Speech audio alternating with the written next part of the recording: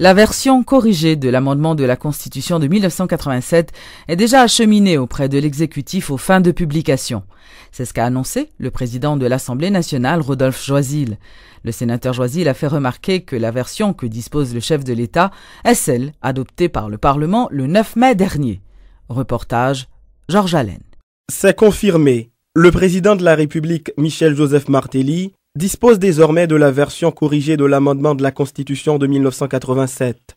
La confirmation est faite par le président de l'Assemblée nationale, Rodolphe Joisille, qui explique par ailleurs que des experts, des membres de la société civile ainsi que des membres d'organisations de droits humains ont pris part à la correction du texte. Là, nous tendons des cassettes, nous étendons des cassettes devant témoins. Nous pas fait pour nous faisons lire. Nous avons d'abord l'initiative de la société civile. Nous avons le réseau national des droits humains qui font travail dans ce sens pour nous. Le président avait pris l'engagement formel de publier l'amendement. Aujourd'hui, nous croyons que l'amendement, le texte a été envoyé au bureau du président de la République. Donc nous pensons que le document que nous voyons le président républicain reflète exactement ce qui a été voté en Assemblée nationale. Alors que certains hommes politiques et d'autres observateurs avisés mettent le président Martelly en garde contre la publication de l'amendement constitutionnel qui, selon eux, n'a pas été fait selon les normes légales, le président du Sénat brandit un ensemble d'articles révisés qui rend nécessaire la publication de la Constitution amendée.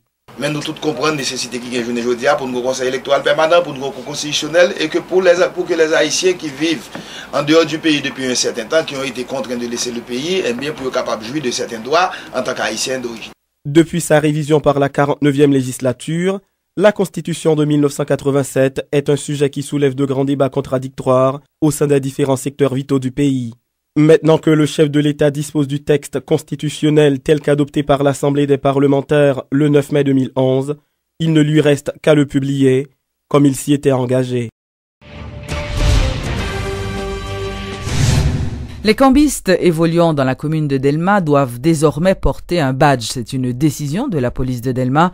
Selon le responsable, cette décision fait suite à de nombreuses plaintes portées par des citoyens qui affirment avoir été victimes d'escroqueries de la part des monnayeurs. Normalement, sous badge ça, on voit que nous avons un badge qui ont fond jaune à bricola, qui ont un numéro là dans ce numéro cambisant, nous avons une photo cambisant là, et puis nous avons également nos cambisants avec numéro NIFLI parfois, ou du moins c'est carte d'identification nationale là avec numéro.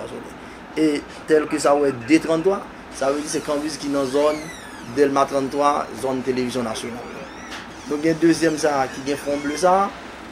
Nous après il y a GB là, c'est Gérald Bataille. Son fond bleu, on va parler c'est numéro et Cambis c'est numéro 9.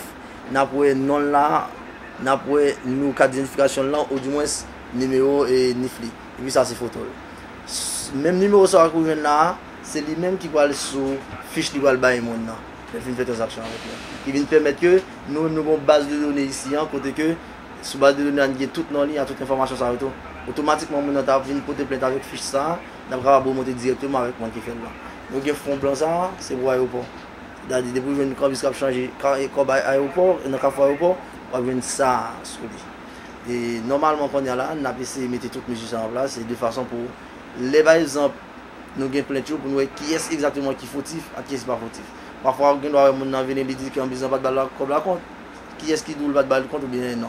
C'est-à-dire nous-mêmes, à partir de ça, qu'on est là. Quand on va le faire, fiche là. C'est-à-dire, tant que ça, là, on va mettre le numéro dans le carré. Le numéro qui est dans les sommaires. On va mettre la quantité de on a changé dans le là. On va mettre le taux qui a changé pour lui. Et puis, on va mettre le total en monnaie haïtienne, on va mettre là. Et puis, on a signé.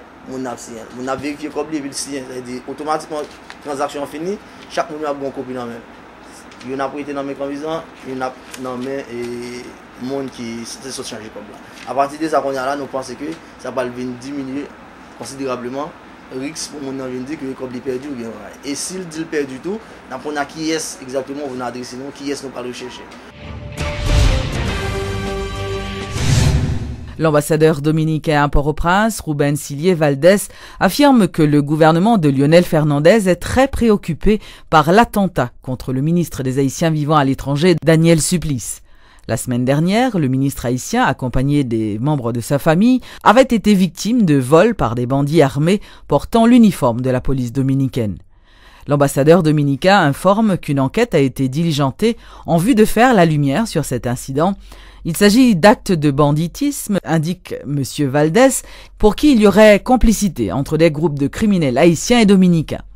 Parallèlement, la police dominicaine a informé avoir procédé lundi à l'arrestation de 3 hommes liés à l'attaque perpétrée jeudi contre le ministre Daniel Supplice alors qu'il se rendait en compagnie des membres de sa famille à Santiago pour participer à un mariage. Le porte-parole de la direction du Cibao central de la police nationale, le colonel Lorenzo Morillo, a indiqué à des journalistes que les individus arrêtés se déplaçaient dans le même véhicule tout-terrain qui avait été utilisé pour commettre le forfait sur le tronçon Bonao-Santiago de l'autoroute de Duarte. 903 000, c'est le nombre d'enfants touchés par le programme L'école Timunio, éducation pour tous cette année. C'est ce qu'a annoncé le responsable de ce projet, Dimitri No. Intervenant à la rubrique Le Point de Radio et Télé Métropole, M. No a indiqué qu'au total, 1 500 000 enfants sont visés et devraient pouvoir bénéficier de ce plan d'éducation. Le programme est composé de 4 sous-composantes majeures. La première sous-composante, c'est le groupe A. Le groupe A est composé d'enfants qui avait été recensé lors d'un recensement qui a été fait en avril, où les enfants qui étaient en âge d'aller à l'école, mais n'étaient pas à l'école. Ça ne veut pas dire qu'ils n'étaient pas préalablement scolarisés, mais au moment du recensement, ils n'étaient pas à l'école. Donc, ils avaient cette capacité d'accéder aux services éducatifs. Donc, ce groupe-là était, en fait, les 8 départements, tous les départements sauf l'Ouest et l'Artibonite. Et il faut savoir que l'Ouest et l'Artibonite sont les 2 plus grands demandeurs en matière d'éducation. Donc forcément, et vous ayant dit ça, beaucoup de téléspectateurs et téléspectatrices peuvent se dire effectivement dans l'Ouest, je vois toujours des enfants dans les rues. C'est justement parce que l'obligation scolaire, qui est la base de ce groupe A, n'est pas encore arrivée à l'Ouest et l'Artibonite. Maintenant, le deuxième groupe, on va l'appeler groupe B, qui était initialement de 120 000 enfants. Ce sont des enfants de l'Ouest et de l'Artibonite qui sont maintenant en âge d'aller à l'école, donc qui rentrent en première année fondamentale. Et initialement, d'après les statistiques que nous avions de l'IHSI, et pour ne pas la citer, ils étaient de l'ordre de 120 000. Mais après les travaux de saisie de données, on se rend compte qu'ils sont un peu plus de 200 000. Le groupe C, le troisième groupe, et c'est là où vraiment on voit que il s'agit d'un énorme groupe de 490 000 enfants qui sont du système public. Et le groupe D sont maintenant 83 000 enfants issus des quartiers défavorisés à travers le territoire, mais majoritairement dans l'Ouest et la métropole. Donc c'est assez complexe, mais vous voyez que le programme s'étale sur l'ensemble du territoire et touche différents départements de différentes façons. Mais je dois vous dire aussi que le groupe B, donc les premières années fondamentales de l'Ouest et l'Artibonite, est le groupe qui, la prochaine rentrée scolaire, va s'étendre à tous les départements sur la première et la deuxième année du fondamental. Et c'est ainsi que, rentrée scolaire après rentrée scolaire, sur l'ensemble du quinquennat du président Martelly, les enfants, tout le cycle, les 2 premiers cycles fondamentaux du fondamental seront pris en charge.